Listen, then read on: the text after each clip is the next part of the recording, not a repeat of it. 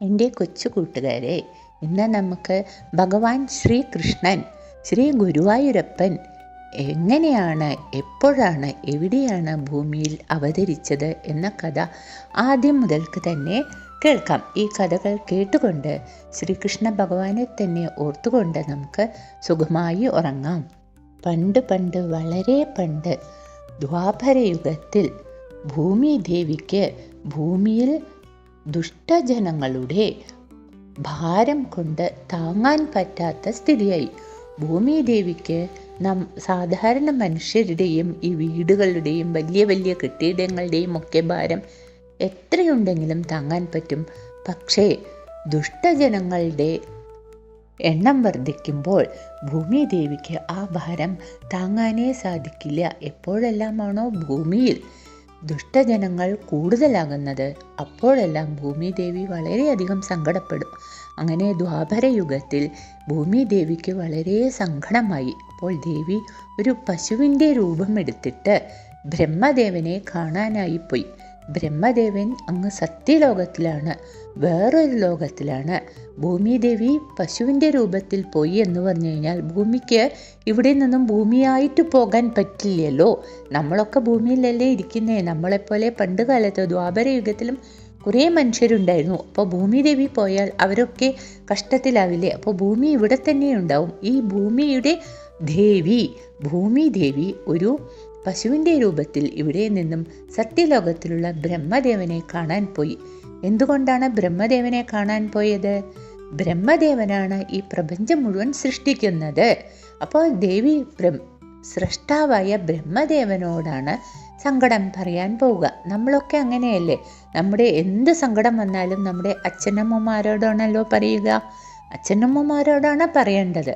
കാരണം നമ്മുടെ രക്ഷാകർത്താക്കളും നമ്മളെ സൃഷ്ടിച്ചതും നമ്മുടെ അച്ഛനമ്മമാരാണ്. അവരാണ് നമുക്ക് കാണുന്ന ദൈവം. അതേപോലെ ഭൂമിദേവിയുടെ കാണുന്ന ദൈവവും ഭൂമിദേവി സൃഷ്ടിച്ചതും ബ്രഹ്മദേവരാണ്. അപ്പോൾ ഭൂമിദേവി ബ്രഹ്മദേവനെ കാണാൻ പോയി. ഭൂമിദേവിയെ കണ്ടപ്പോൾ ബ്രഹ്മദേവൻ ചോദിച്ചു, അല്ലയോ ഭൂമിദേവി, വരൂ വരൂ, സുഖം തന്നെയല്ലേ? അപ്പോൾ ഭൂമിദേവി പറഞ്ഞു, ഒരു സുഖവുമില്ല, വളരെ കഷ്ടമാണ്. ഭൂമിയിൽ ഒരുപാട് ദുഷ്ടജനങ്ങളുണ്ട്. അവരുടെ ഭാരമൊന്നും എനിക്ക് താങ്ങാനേ പറ്റുന്നില്ല. എങ്ങനെയെങ്കിലും എന്നെ രക്ഷിക്കണേ എന്ന് പറഞ്ഞ് കരയാൻ തുടങ്ങിയപ്പോൾ ബ്രഹ്മദേവൻ പറഞ്ഞു, ഞാൻ സൃഷ്ടികർത്താവാണ്, പരിപാലിക്കേണ്ടത്, രക്ഷിക്കേണ്ടത് സാക്ഷാൽ മഹാവിഷ്ണുവാണ്. അദ്ദേഹം അങ്ങ് പാൽക്കടലിൽ ആദിശേഷരുടെ മേൽ അനന്തശായിയായി സ്ഥിതി ചെയ്യുകയാണ്. നമുക്ക് അങ്ങോട്ട് പോകാം എന്ന് പറഞ്ഞ് ബ്രഹ്മദേവരും ഭൂമിദേവിയും മറ്റനേകം ദേവീദേവന്മാരും കൂടി പാൽക്കടലിൻ്റെ തീരത്തേക്ക് പോയി. അവിടെ ചെന്ന് മഹാവിഷ്ണുവിനെ പ്രാർത്ഥിച്ച് ധ്യാനം ചെയ്തു. കുറേ നേരം അങ്ങനെ പ്രാർത്ഥിച്ചു കഴിഞ്ഞപ്പോൾ മഹാവിഷ്ണു അവർക്ക് ഒരു മറുപടി കൊടുക്കുകയാണ്. നിങ്ങളുടെ വിഷമമൊക്കെ ഞാൻ മനസ്സിലാക്കിയിട്ടുണ്ട്. നിങ്ങൾ ഒന്നുകൊണ്ടും വിഷമിക്കേണ്ട. അധികം വൈകാതെ ഞാൻ ഭൂമിയിൽ മനുഷ്യനായിട്ട് ജനിക്കാം. എൻ്റെ സഹായത്തിനായി മറ്റ് ദേവീദേവന്മാരെല്ലാവരും ഗോകുലത്തിൽ പോയി ഗോപന്മാരും ഗോപികമാരുമായി ജനിക്കണം എന്ന് അവർക്ക് നിർദ്ദേശം നൽകുകയാണ്. ആ ഭഗവാന്റെ വാക്കുകൾ കേട്ട് ബ്രഹ്മദേവൻ മറ്റുള്ളവരോടൊക്കെ പറയുകയാണ്, ഭഗവാൻ ഭൂമിയിൽ മനുഷ്യനായി അവതരിക്കും, വൃഷ്ണികുലത്തിൽ വന്ന് അവതരിക്കും. നിങ്ങളെല്ലാവരും ഗോകുലത്തിൽ ഗോപന്മാരും ഗോപികമാരുമായി ഭൂമിയിൽ പോയി ജന്മമെടുക്കണം എന്ന് പറഞ്ഞു. ഭൂമിദേവിയും ആശ്വാസമായി. ആ ശ്രീകൃഷ്ണ ഭഗവാൻ മഹാവിഷ്ണു തൻ്റെ ഭൂമിയിൽ വന്ന മനുഷ്യനായി ജനിക്കാൻ പോവുകയാണ്, തൻ്റെ കഷ്ടപ്പാടുകൾ തീരാൻ പോവുകയാണ് എന്ന് മനസ്സിലായി സന്തോഷത്തോടുകൂടെ ഭൂമിദേവിയും തിരിച്ച് ഭൂമിയിലേക്ക് വന്നു. ദേവീദേവന്മാരെല്ലാം ഗോകുലത്തിൽ ഗോപന്മാരും ഗോപികമാരുമായും ജനിച്ചു. അങ്ങനെ കുറച്ചു കാലം കഴിഞ്ഞപ്പോൾ ആ ഗോകുലത്തിൻ്റെ അടുത്ത് മധുര എന്ന് പറഞ്ഞു കഴിഞ്ഞാൽ ഇന്ത്യയിൽ ഉത്തർപ്രദേശിലാണ് സ്ഥിതി ചെയ്യുന്നത്. അവിടെ കംസൻ എന്നൊരു രാജാവുണ്ടായിരുന്നു. ആ കംസന് ഒരു സഹോദരിയുണ്ടായിരുന്നു, ദേവകി എന്ന പേർ. ആ ദേവകിയുടെ വിവാഹം അവിടെ നടക്കുകയാണ്. വസുദേവർ ആണ് ദേവകിയെ വിവാഹം കഴിച്ചത്. വിവാഹശേഷം കംസൻ ദേവകീദേവിയെയും വസുദേവരെയും ഒരു തേരിൽ കയറ്റി ആ പട്ടണത്തിൽ കൂടെ, പട്ടണം എന്ന് പറഞ്ഞാൽ നഗരത്തിൽ കൂടെ എല്ലാവരെയും കാണിക്കാനായി പുതിയതായി കല്യാണം കഴിച്ച വധൂവരന്മാരെയെല്ലാം ആ നഗരത്തിൽ എല്ലാവരെയും കാണിക്കാനായും നഗരത്തിലുള്ളവർ ഈ വധൂവരന്മാരെ കാണാനുമായും അതിലൂടെ കൊണ്ടുപോകും. നഗരവീഥികളിലൂടെ അവരെയും കൊണ്ട് അങ്ങനെ തേരിൽ പോയിക്കൊണ്ടിരിക്കുമ്പോൾ പെട്ടെന്ന് ആകാശത്തിൽ നിന്നും ഒരു അശരീരി കേൾക്കുകയാണ്. അശരീരി എന്ന് പറഞ്ഞു കഴിഞ്ഞാൽ ശബ്ദം മാത്രം കേൾക്കാം, ആളെ നമുക്ക് കാണില്ല. അങ്ങനെ ഒരു സംഭാഷണം അവിടെ കേൾക്കുകയാണ്. അല്ലയോ ദുഷ്ടനായ കംസ, നീ ഇപ്പോൾ സ്നേഹത്തോടുകൂടെ കൊണ്ടുപോകുന്ന ഈ ദേവകിയുടെ 8ാമത്തെ പുത്രൻ നിന്റെ അന്തകനായിരിക്കും. 8ാമത്തെ പുത്രനാണ് നിന്നെ വധിക്കുക എന്നൊരു അശരീരി കേൾക്കുകയാണ്. അപ്പം അതുവരെ സന്തോഷത്തോടുകൂടി അനിയത്തിയും കൊണ്ട് ആ പട്ടണത്തിലൂടെ ചുറ്റിക്കൊണ്ടിരുന്ന കംസൻ അത് കേട്ടതോടുകൂടി വല്ലാത്ത ദേഷ്യം വന്നു. ഉടനെ ആ തേരോട്ടുന്നത് നിർത്തി അവിടെ നിന്നും ഇറങ്ങി ദേവകിയുടെ മുടിക്കുത്ത് കയ്യിൽ പിടിച്ച് വാളെടുത്ത് വെട്ടാനൊരുങ്ങുകയാണ്.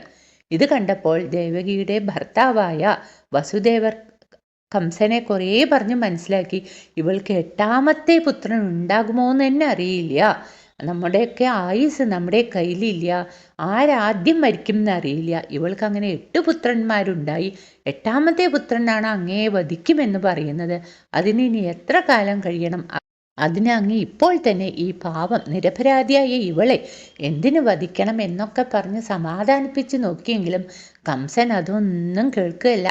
ഉടനെ വസുദേവർ പറഞ്ഞു, അങ്ങേക്ക് വിശ്വാസം വരുന്നില്ലെങ്കിൽ ഒരു കാര്യം ചെയ്യാം, ഇവൾക്കുണ്ടാകുന്ന എല്ലാ കുട്ടികളെയും ഞാൻ അങ്ങേക്ക് കൊണ്ടുവന്നു തരാം, അങ്ങ് അവരെ കൊല്ലിയെ വളർത്തി എന്ത് വേണമെങ്കിൽ ചെയ്തോളൂ എന്ന് പറഞ്ഞു.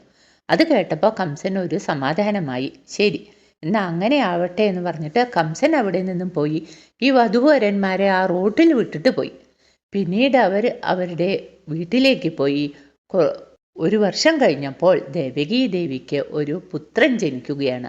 ആ പുത്രനെ കൊണ്ടുവന്ന് കംസന് കൊടുക്കുകയാണ് വസുദേവർ. പറഞ്ഞ വാക്ക് ആ സത്യമാക്കാൻ പുത്രനെ കൊണ്ടുവന്ന്, ജനിച്ചതും കുട്ടിയെ കൊണ്ടുവന്ന് കംസന് കൊടുത്തു. അന്ന് കംസൻ പറഞ്ഞു, ഇത് ആദ്യത്തെ കുട്ടിയല്ലേ, നിങ്ങൾ വാക്ക് പാലിക്കുന്ന ആളാണ്, ഇവനെ ഞാൻ കൊല്ലുന്നില്ല, നിങ്ങൾ കൊണ്ടുപോയിക്കോളൂ, എനിക്ക് 8ാമത്തെ കുട്ടി വരുമ്പോൾ അവനെ കൊണ്ടുവന്ന് തന്നാൽ മതി പറഞ്ഞു. വസുദേവർ ആ കുട്ടിയെയും കൊണ്ട് തിരിച്ചു പോയി ദേവകിക്ക് കൊടുത്തിട്ട് പറഞ്ഞു, സന്തോഷിക്കൊന്നും വേണ്ട, ദുഷ്ടന്മാരുടെ മനസ്സ് എപ്പോഴാ മാറുകയെന്നറിയില്ല. അത് പറഞ്ഞു കുറച്ച് കഴിയുമ്പോഴേക്കും കംസൻ ആളെ വിട്ടു, ആ കുട്ടിയെ ഇങ്ങോട്ട് കൊണ്ടുവരൂ, എനിക്ക് അവൻ ജീവിച്ചിരിക്കുന്നത് എനിക്ക് ഭാവിയിലേക്ക് ഒരു ആപത്താണ് എന്ന് പറഞ്ഞ് ആ കുട്ടിയെ കൊണ്ടുവന്ന് ആ ജനിച്ച പിഞ്ചു കുഞ്ഞിനെ കംസൻ കൊന്നുകളയുകയാണ്. അങ്ങനെ 1, 2, 3 അങ്ങനെ 6 കുട്ടികളെയും കംസൻ കൊന്നു എന്ന് മാത്രമല്ല, ആദ്യത്തെ കുട്ടിയും കൊന്ന ശേഷം ദേവകിയെയും വസുദേവരെയും കംസന്റെ കൊട്ടാരത്തിൻ്റെ അടിത്തട്ടിലുള്ള ജയിൽ പോലെയുള്ള ഒരു കാരാഗൃഹത്തിൽ അടച്ചു. അവരുടെ കയ്യിലും കാലിലും ചങ്ങലയും കെട്ടി ആ ജയിലിന് പുറത്ത് 2 കാവൽക്കാരെയും നിർത്തി. ഇവർ എന്തെങ്കിലും കാരണം കൊണ്ട് ആ ജയിൽ ചാടി പോവാതിരിക്കാനായിട്ടുള്ള എല്ലാ സംവിധാനവും ചെയ്തു. ഇവർക്ക് വർഷാവർഷം ആ വിധി അനുസരിച്ച് ഓരോ കുട്ടികളുണ്ടായി. ആ ഓരോ കുട്ടികളെയുമായി കംസൻ അങ്ങനെ കൊന്നുകൊണ്ടിരുന്നു. അങ്ങനെ 6 കുട്ടികളെയും കൊന്ന് 7ാമത്തെ കുട്ടി ദേവകീ ദേവി ഗർഭം ധരിച്ചു. പക്ഷെ അത് ആ കുട്ടീനെ കാണുന്നില്ല. ദേവകീ ദേവിയുടെ ഗർഭത്തിൽ 7ാമതായി വന്ന കുട്ടിയാണ് ബലരാമസ്വാമി. ആദിശേഷരുടെ അവതാരമാണ് ബലരാമസ്വാമി. ആ ബലരാമസ്വാമി ദേവകീ ദേവിയുടെ വയറ്റിൽ നിന്നും ആകാശമാർഗത്തിലൂടെ അങ്ങ് ഗോകുലത്തിലുള്ള രോഹിണി ദേവിയുടെ ഉദരത്തിൽ പ്രവേശിച്ചു. അവിടെ രോഹിണിയുടെ മകനായി ജനിച്ചു ബലരാമസ്വാമി. തുടർന്ന് ദേവകീ ദേവി 8ാമത്തെ പ്രാവശ്യം ഗർഭം ധരിച്ചു. ഇപ്രാവശ്യം ദേവകീ ദേവി ഗർഭം ധരിച്ചതും ദേവകീ ദേവിയിൽ നിന്നും പ്രകാശം പരക്കുകയാണ്. ഇരുണ്ട കാരാഗൃഹം പ്രകാശമാനമായി. ആ പ്രകാശം കണ്ടപ്പോഴേ കംസന് പേടിയയ്യോ, 8ാമത്തെ ഗർഭവുമാണ്, പ്രകാശിക്കുന്നു, ഇത് കൃഷ്ണൻ തന്നെ കൊല്ലാൻ വന്ന ഭഗവാൻ തന്നെ എന്ന് ഉറപ്പിക്കുകയാണ്. കംസന് ഊണുമില്ല, ഉറക്കവുമില്ല, ഏത് നേരവും കൃഷ്ണ കൃഷ്ണ കൃഷ്ണ എന്നുള്ള വിചാരം തന്നെയേ ഉള്ളൂ. അതായത് പേടി കൊണ്ടാണെങ്കിലും കംസൻ ഏത് നേരവും കൃഷ്ണ കൃഷ്ണ എന്ന് വിളിച്ചുകൊണ്ടിരുന്നു. അങ്ങനെയിരിക്കെ ഒരു ദിവസം ദേവകി ദേവി പൂർണ്ണ ഗർഭിണിയായിരിക്കെ ബ്രഹ്മദേവരും മറ്റ് ദേവീദേവന്മാരും ദേവകി ദേവിയെ വന്ന് പ്രദക്ഷിണ നമസ്കാരം ചെയ്ത് ഭഗവാനെ സ്തുതിച്ചു മടങ്ങി. അതിനുശേഷം രാത്രി ചിങ്ങമാസത്തിലെ രോഹിണി നാളിൽ, അന്ന് അഷ്ടമി തിഥിയും ചേർന്ന് വരുന്ന ആ രോഹിണി നാളിൽ അർദ്ധരാത്രി 12 മണിക്ക് ഭഗവാൻ ആ കാരാഗൃഹത്തിൽ അവതരിക്കുകയാണ്. ആ സമയത്ത് ഭഗവാന്റെ മായ കൊണ്ട് ഈ പ്രപഞ്ചത്തിലുള്ള എല്ലാവരും ഉറക്കത്തിലായിപ്പോയി. പുറത്ത് അതിശക്തമായ മഴയും. കല്യാണ ദിവസം മുതൽ അന്ന് വരെ കൃഷ്ണ കൃഷ്ണ എന്ന് പറഞ്ഞ് ഉറങ്ങാതിരുന്ന കംസനും ഉറങ്ങി, കാവൽക്കാരും ഉറങ്ങി. മാത്രമല്ല ഭഗവാന്റെ പ്രഭാവം മൂലം കയ്യിലും കാലിലും കെട്ടിയിരുന്ന ചങ്ങലയെല്ലാം തനിയെ അഴിഞ്ഞുപോയി. ഭഗവാൻ അവിടെ ഭൂജാതനായതും ഭഗവാൻ അവർക്ക് ദർശനം കൊടുത്ത് പറയുകയാണ്, എന്നെ ഒരു കൊട്ടയിൽ എടുത്തു വെച്ച് ഉടനെ തന്നെ ഗോകുലത്തിലേക്ക് പോകണം. ആ ഗോകുലത്തിലേക്ക് പോകണമെങ്കിൽ അവിടെ യമുനാ നദി കരകവിഞ്ഞൊഴുകയാണ്. യമുനയിൽ കടന്ന പറയുമ്പോൾ പാലൊന്നും ഇല്ലാട്ടോ ഇന്നത്തെ പോലെ. യമുനയിൽ ഇറങ്ങിക്കടന്ന് അപ്പുറത്ത് പോയി ഗോകുലത്തിൽ പോയി നന്ദഗോപരുടെ വീട്ടിൽ കൃഷ്ണ ഭഗവാനെ കടത്തി. അവിടെ നന്ദഗോപർക്കും യശോദ മാതാവിനും ഒരു പെൺകുഞ്ഞ് ജനിച്ചിട്ടുണ്ട്. ആ പെൺകുഞ്ഞിനെ തിരിച്ചിവിടെ കൊണ്ടുവരണം. അതുവരെ ഈ കാവൽക്കാരൊക്കെ ഭഗവാന്റെ മായ കൊണ്ട് ഉറങ്ങിക്കോളുമെന്ന് ഭഗവാൻ അവർക്ക് അനുഗ്രഹം നൽകി. ഉടനെ ജനിച്ച കുഞ്ഞിനെ ഒന്നെടുത്ത് തൻ്റെ മാറിൽ അണച്ച ശേഷം ദേവകി ദേവി ഒരു ഉമ്മ നൽകി കണ്ണീരോടുകൂടെ കുട്ടിയെ കൊടുക്കുകയാണ് വസുദേവർക്ക്. വസുദേവർ വേഗം ഒരു കൊട്ടയെടുത്ത് അതിൽ തുണി വിരിച്ച് ഭഗവാനെ കടത്തി പുറത്തേക്ക് പോയി. പുറത്തേക്ക് ഇറങ്ങുമ്പോൾ അതിഗംഭീരമായ മഴ. കയ്യിലത്തെ ചങ്ങലയൊക്കെ തനിയെ അഴിഞ്ഞു. കാരാഗൃഹത്തിൻ്റെ വാതിൽ തനിയെ തുറന്നു. കാവൽക്കാരൊക്കെ ഉറങ്ങി. ഭഗവാൻ പുറത്തിറങ്ങിയപ്പോൾ അതിഗംഭീര മഴ. മാത്രമല്ല കണ്ണ് കാണാത്ത ഇരുട്ടും. എങ്ങനെ മുന്നോട്ട് പോകും എന്ന് വിചാരിച്ചിരിക്കുമ്പോൾ ആദിശേഷരായ ഭഗവാൻ വന്ന് തൻ്റെ പടം കൊണ്ട് കൊട പോലെ പിടിച്ചു കൊടുത്തു. മിന്നാമിനുങ്ങുകൾ വെളിച്ചവും നൽകി. ആ വെളിച്ചത്തിൽ യമുനാ നദിയിൽ എത്തിച്ചേർന്നു. യമുനാ നദിയുടെ തീരത്തെത്തിയപ്പോൾ കരകവിഞ്ഞൊഴുകുകയാണ് യമുനാ നദി. എങ്ങനെ കിടക്കും എൻ്റെ ഈശ്വര? പക്ഷെ ഭഗവാൻ നിയോഗമാണ്, കടക്കണം. വസുദേവരങ്ങനെ യമുനയിലേക്ക് കടന്നപ്പോൾ യമുനാ നദി വഴിമാറിക്കൊടുത്തു. ആ വെള്ളത്തിൻ്റെ കരകവിഞ്ഞൊഴുകുന്ന യമുന രണ്ടായി വഴി കൊടുത്തു. പക്ഷെ ആ വഴിയിൽ കൂടെ പോകുമ്പോൾ യമുനാദേവി പൊങ്ങി വന്ന് ഭഗവാന്റെ കാല് തൊടാനായി പൊങ്ങി വന്ന് തൊടുകയാണ്. അപ്പോൾ ഭഗവാൻ ഉണ്ണി കണ്ണനായിട്ട് കിടക്കുകയാണ്. തൻ്റെ കാല് പുറത്തേക്ക് വെച്ചു കൊടുത്തു. യമുനാ നദിയെ കാല് തൊട്ട് വന്ദിച്ച ശേഷം വസുദേവർക്ക് വഴി വിട്ടുകൊടുത്ത് വസുദേവർ ആ യമുനാ നദി, ആ ഇരുട്ടത്ത് യമുനാ നദി കടന്ന് നന്ദഗോപരുടെ വീട് ലക്ഷ്യം വെച്ച് നടന്നു. നന്ദഗോപരുടെ വീട്ടിലെത്തി. കുറേ വീടുകളുണ്ട് അവിടെ, ഗോപിഗോപന്മാരുടെ. ഏതാണ് നന്ദഗോപരുടെ വീട് എന്ന് നോക്കിയപ്പോൾ ഒരു ചെറിയ കരച്ചിൽ കേട്ടു. അത് യോഗമായ ദേവി ഒരു പെൺകുഞ്ഞായി നന്ദഗോപർക്ക് ജനിച്ചിരിക്കുകയാണ്, യശോദ മാതാവിന്. പക്ഷേ എല്ലാവരും ഈ മായ കൊണ്ട് ഉറങ്ങിപ്പോയി. കുഞ്ഞ് ജനിച്ചെന്നല്ലാണ്ട് എന്തു കുട്ടിയാന്ന് പോലും യശോദ മാതാവ് നോക്കിയിട്ടില്ല. അപ്പോഴേക്കും ഉറങ്ങിപ്പോയി. അപ്പോൾ ഇവർക്ക് നന്ദഗോപരുടെ വീട് കാണിച്ചു കൊടുക്കാൻ വേണ്ടി ദേവി ചെറിയ ശബ്ദത്തിൽ കരഞ്ഞുകൊണ്ടിരുന്നു.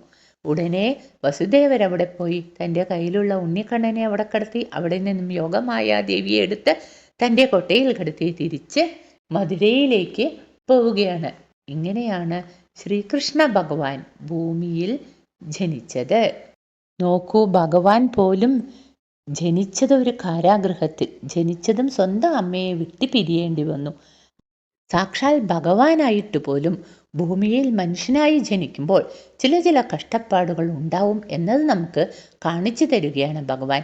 കഷ്ടപ്പാട് വരുമ്പോൾ നമ്മൾ ആരും തളർന്നു പോകരുത്. ഭഗവാനെ പ്രാർത്ഥിച്ചുകൊണ്ട് വിജയത്തിനായി നമുക്ക് പ്രവർത്തിക്കാൻ സാധിക്കും.